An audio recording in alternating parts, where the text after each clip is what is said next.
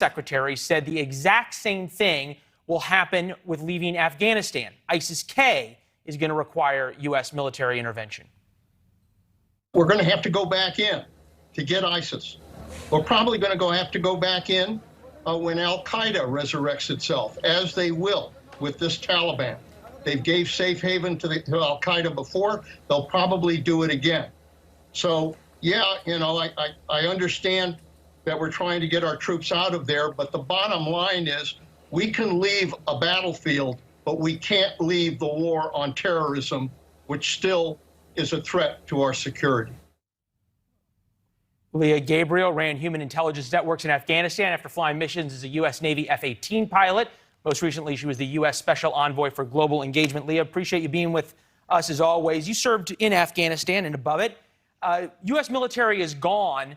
Are we going to have any idea what's going on with the Taliban in charge? Well, Leland, I mean, first of all, the Taliban is clearly not, a credible partner in any way. It is absurd to be hearing the conversations that are going on between our government right now and the Taliban, and how there's this reliance on the Taliban for security in this region. But I'll tell you that, in terms of protection of our troops, in terms of having any sort of hold on Afghanistan writ large, you have to have human networks that you can count on and that you can rely on. And right now, we've created a situation in Afghanistan where those networks of people that we have spent years and years developing, building trust with, they know that they can't count on the U.S. to help them and to protect them, as was promised. So right now, I think that it's anyone's guess as to what the future looks like in Afghanistan. It's anyone's guess, which means it's pretty easy to underestimate the threat of a group that's coming up. It reminded me of President Obama during the rise of ISIS in the very beginning. He said the analogy we use around here sometimes, and I think it's accurate, is if a JV team puts on Lakers uniforms, that doesn't make them Kobe Bryant. With the U.S. withdrawing, how do we get human intelligence networks inside of Afghanistan to trust us?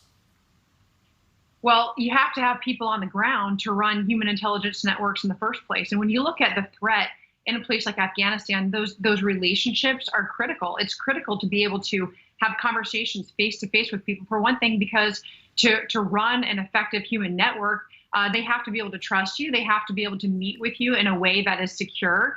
And so you have to be able to be on the ground to have those relationships and to build capabilities. One of the things that you can do when you have human sources on the ground is you can build secret chains of logistics support, for example, ways to get people in and out, ways to get people moving across a country. And if you don't have those relationships, then you just can't do it. I think one of the things that's really important for people to understand about Afghanistan and the people there are that, they're not like Americans. So oftentimes we try to look through the lens of being an American to understand.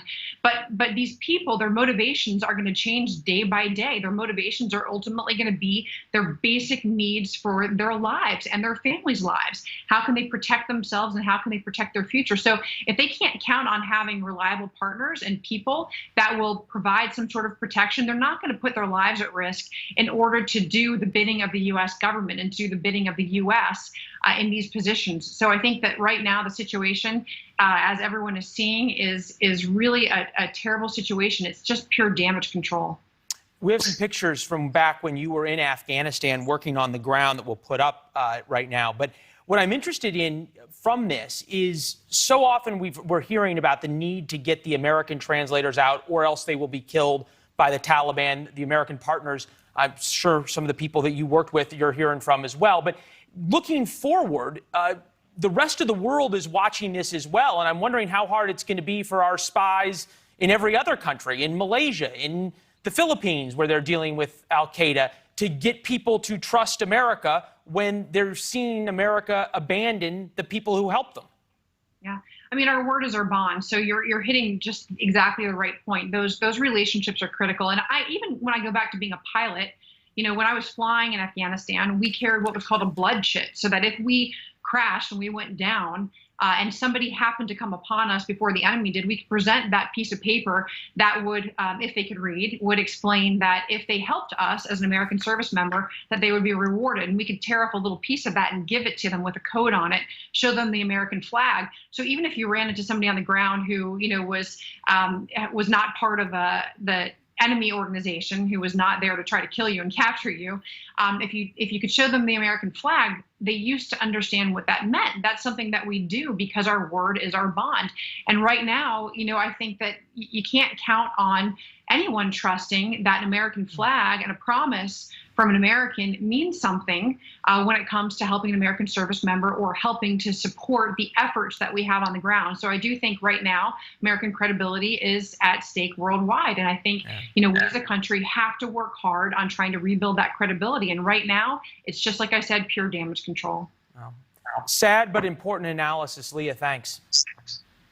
Absolutely, Leland. Nice to be with you. Good to be with you. Around 24 Republican members of Congress are now calling on President Biden to resign over his hand